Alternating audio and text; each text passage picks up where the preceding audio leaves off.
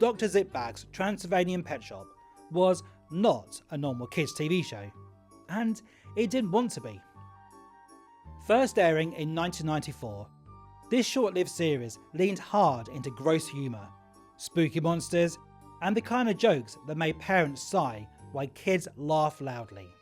The show was set in a pet shop run by Dr. Zitbags, a mad scientist type who sold monster pets instead of puppets and kittens. If you like slime, eyeballs, and things that probably needed disinfecting, this was very much your show. It only ran for a brief time, but it's still remembered for being weird, loud, and proudly disgusting.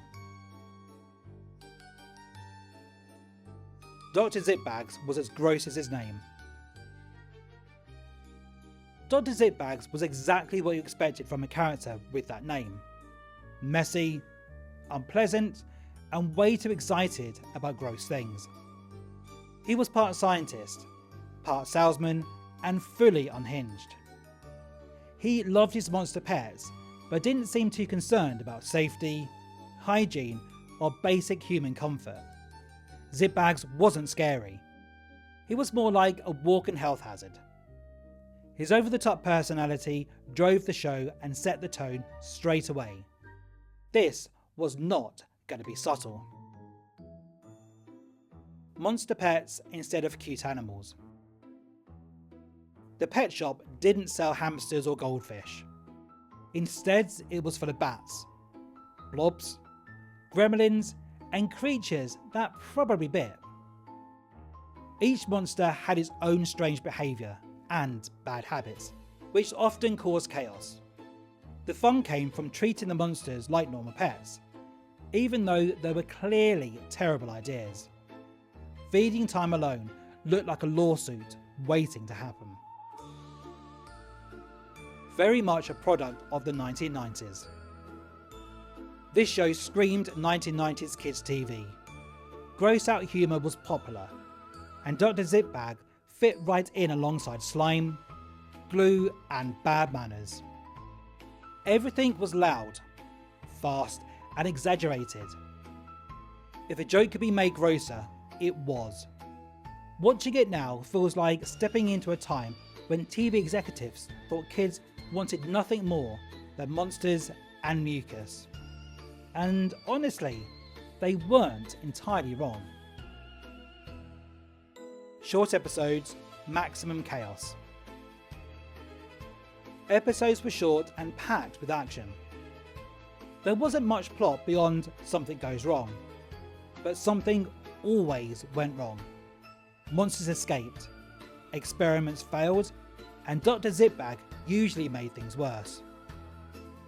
The pace was frantic, giving viewers little time to think before the next gag arrived. It was messy storytelling, but that matched the show perfectly. Animation that matched the madness.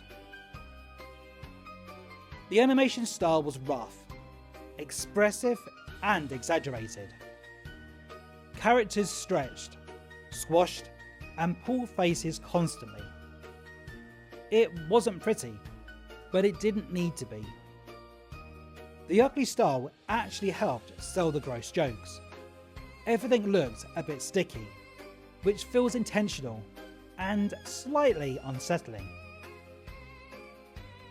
Not for everyone, especially parents. Let's be honest, many adults hated this show. It was noisy, unpleasant, and had no educational value whatsoever.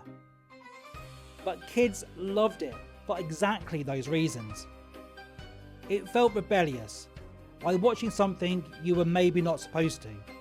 That naughty feeling helped make it memorable. Remembered for being boldly gross. Today, the show is most remembered for how far it pushed gross humour. It didn't try to be clever or meaningful. It just wanted laughs, preferably involving slime. And in its own messy way, it did succeed. disgusting, noisy, and weirdly lovable. Dr. Zitbags Transylvanian Pet Shop is one of those shows that make you ask, how did this get made? And then smile anyway. It was loud, gross, and completely unashamed of itself. While it may not have aged gracefully, it remains a perfect snapshot of 1990s kids TV at its strangest.